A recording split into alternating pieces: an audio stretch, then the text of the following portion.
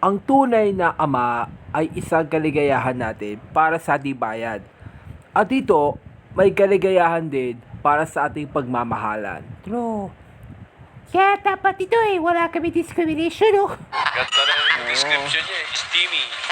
Hulasay na. Ayan, bossing, at nandito pa rin kami sa Barangay Kaligayahan, Novaliches, Quezon City! Na kung saan ang mga kasama natin dito ay may mga problema. Mga kasama natin dito ay may mga problema gustong masolusyonan hindi Ano mga tweet, panayam, call, email, lahat ng mga dapat sa mga bilahan. mabigyan ng solusyon sa ibang bansa. Dito lang sa Pilipinas, mabibigyan ng solusyon niyan sa...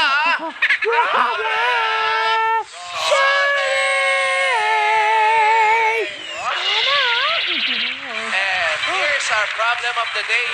Kahapon. Sa ating part 22 na ating paharap sa My Love from the Star, kaunay po yan sa My Daddy Dearest. Nako! Dapat ito my daddy dearest dahil sa isang ama. Pero ang kaligayahan dahil sa isang tatay niya. Ito. Ano ba siya din? Mga tatapay.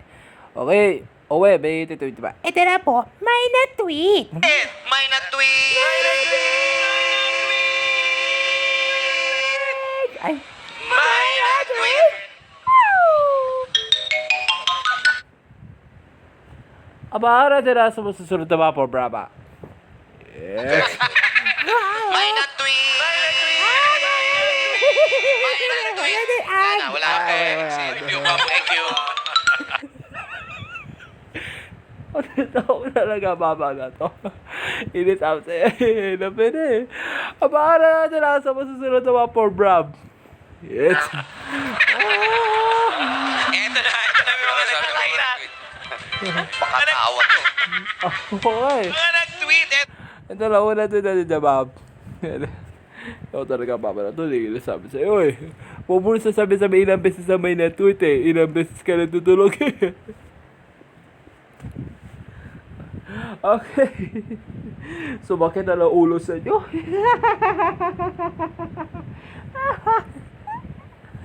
ay naku, dahil sa makinuro ko, sasakitin na ng puta mo. Hindi sabi sa'yo, mama. Okay, ang una tweet. Galing kay Selena Domingo.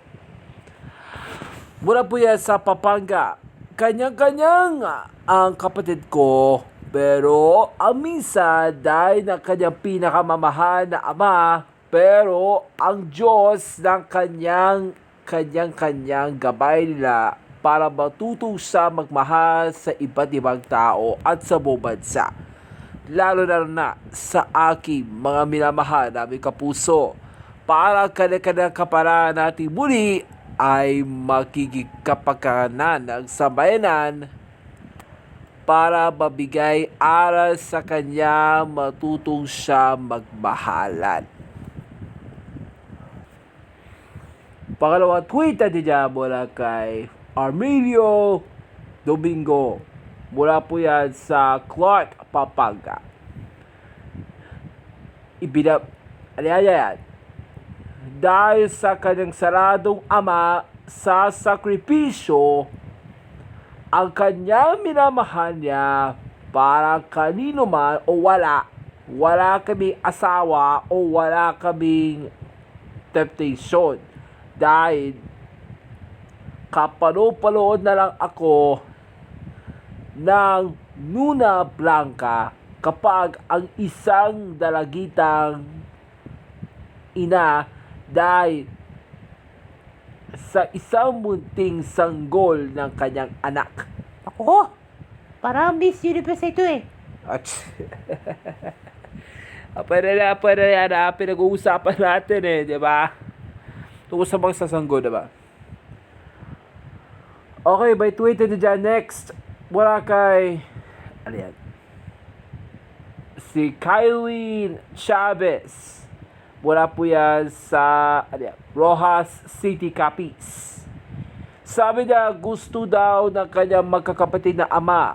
Pero nagiging daddy na, pero mami pa. Pero naging Becky kasi. Ang lalagot na naman ng kanyang kapatid ko, Pero, nagiging bakla daw, nagagalit ang kapatid ko na si Marlon at ni Ate Sheila. Dahil pinaghahalagaan nila ang kanyang katotohanan sa pagbubunyag ng kanyang pinagsamantalang mamahalin sa kanya. Si Daddy naman tuto sa mabakla. Ay, hindi yun. Sa My Daddy Dearest yun. Ay, sorry pala. Okay. O, papara naman tayo ha.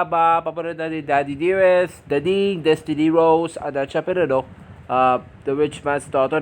Lahat ng mga LGBTQ sama pa para lahat na nabubuo ng JV shows natin mga libi po ya para updated. Ang next na tweeted dyan muna kay Sophia Anderson. Gusto daw ng kanyang katotohanan sa kanyang ipaliwanag ng kanyang pag-ibigin. Ano pa ang dahilan niya kung karamdaman nilang karapatan sa Panginoon? Tweeted nila mula kay Ariana Santos. Dahil sa kanyang ama, dahil sa puso ay nadulusad ang kanyang pipighati. Dahil alam niyo na ang pagkawala ng kanyang kawalang anak ng kanyang karapatan nila. At ang paghuli tweeted nila mula kay Ayan, si Kaikai Marol. Dahil sa kanyang puso natin ang kanyang buhay na walang patas. Walang kupas. Kaysa kami ng Panginoon dahil matuto siya magmahal ng kanyang pinatao. Naku niya na. Hindi pag-usapan natin, di ba? Hindi sa isang tao. Okay. Paliwanag. Tara, buksan na natin ang mga nagsara.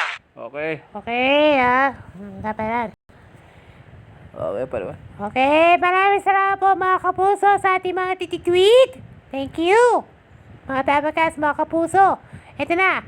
Bubog sa ating pila, Mama Serve. Pero bakit natin lang yan?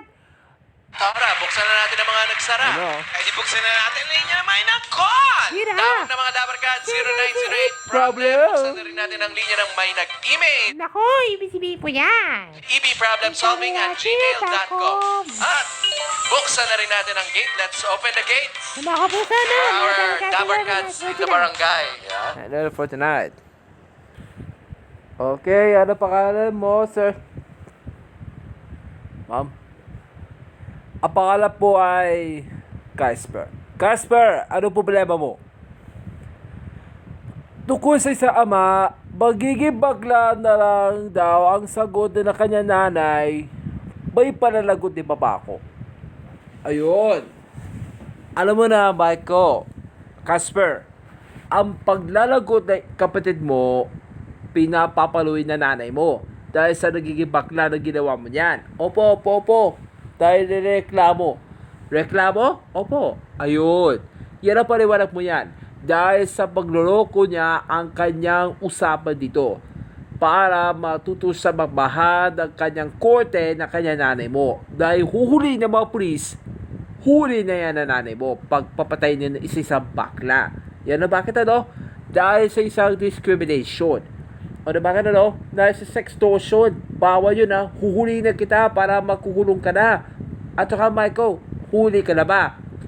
Hindi naman. Ay, hindi naman doon. Okay. Yan ang paliwanag mo yan. Ang kailangan natin na yung puso ng kanyang kaluluwa. Ang sabi niya, yung pamilya ko kay Ate Owen at Tatay Marlon. Yan ang sinabi niya, totoo, ang kanyang pag-ibigin na minamahal ang kapatid sa isang bakla, mamahalan mo siya. Hindi na si nanay mo para makulong ka na, para sampahang kaso na abusado mo. Itindihan ko na. Opo. Tandaan pa natin kaya sumasampalataya man ang kanyang karapatan. Ngunit ang pag-ibig dahil hindi namin kayo magtatampuhin. Oy, O ano o sinasabi? Sinasabi na ano? Sinasabi na yan. Sinasabi na ano? Si Bianca Umali. Kaklase ko pa ata. Ikaw, Papa. Nagkikilala kita Okay, Casper, salamat Wait guys, pero may tutunan po kayo dyan Meron po! Believe in your match. Come on. You see, if you learn something, you're going to dance. Uy! What? Thank you. Okay, kami sa'yo eh, di ba? Next! Ang pangalan ko ay Juicy. Juicy! May problema.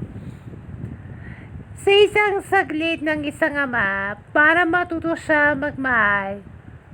Mula po yan sa programang My Daddy Dearest, episode number 1. Muli na naman ipisinang nako sa iyo sa Diyos. Ayun. Ayun, yan na paliwanag. Ang unang episode ng My Daddy Dearest ay nang isinilang natin na buhay mo. Para matuto sa magmahal, ang karapatan nila ay matutong siya magmahal sa isang kaugalian ng tao. Ato, ang Diyos natin ng kanyang kapangyarihan. Ngunit, isang karapatan lamang po ang matutong magmahalan. Dahil dyan, ang kanilang karapatan sa Diyos upang tayo'y makasama. Dahil dyan, ang pinakamaraming taong na matutong magmahalan dahil may ilang taong magmahalan, may karapatan, pambangon, pag-ibig, may matapat, matapang, mga aral sa buhay dahil sa isang karapatan na ina at dahil sa ama, pati kuya, ate, bunso, lolo, lola, tito, tita, lahat tayo naman ang buong pamilya nyo para maging My Daddy Dearest ka. Bilang isang ating mga kapuso, paano malalaman nyo ang mga kapuso natin na yon na manonood, lalo na sa ating mga televiewers at ating mga tagapagnunood? Dahil sa isang aral ng kanyang ama, dahil matuto siya sa Diyos ng kanyang gabay, at dahil ng kanyang karapatan nila, ay nagiging isang aral ng Diyos na matutong na magmahalan tayo kahit ano pang dahilan. At syempre, hindi na tayo matatapos. Dahil sa namin ko sa iyo, Juicy, dahil na sa aking inaalay ng kanyang karapatan para matuto siyang pag-ibigin na lang ako ng kanyang mamahalin. Hindi ko na? Nadapan natin ha, Juicy. Dahil sinasabi ko sa akin na yun, sabi ko lang, bukas na lang kita mamahalin sabay sa paglayag ng aking mga puso nyo. Para matuto sa magmahalan tayo ang isang katulad mo para hindi namin kayo mawawala. Ayun. Ayun. O sinasabi? Sasabi na no. Si Lani Misalucha. Kaklase ko pa ata. Wow.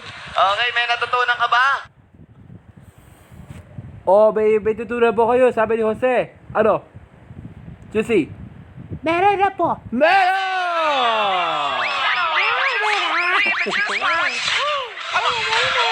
You see, if you learn something, you're going to dance. Uy! Okay. Thank you. Hey. Okay. Doctor? Ano?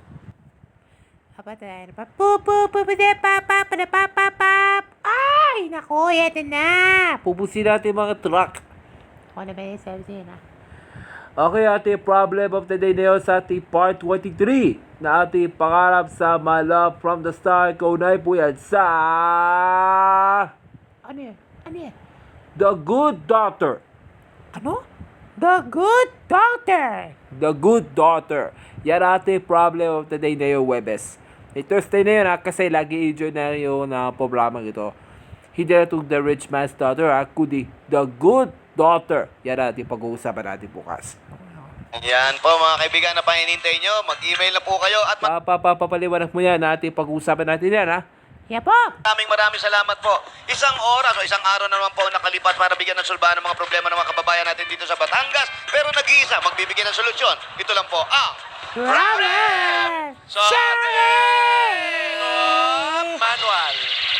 Boy, happy birthday to Maui Baserto of Chicago. Yeah. Happy birthday! Maui! Maui, Happy happy birthday! Mari Chris Palaypay, happy birthday. Happy birthday mula kay Sandy Curly mula po yan sa Totoong Manila. Happy birthday po! May kasama ko na anak ko. Anak ko. Mari Chris. At then si Lana Kaling. Happy birthday yung kapatid ko. Ay, happy birthday! Pala babaw! Ano naman yung usapan natin?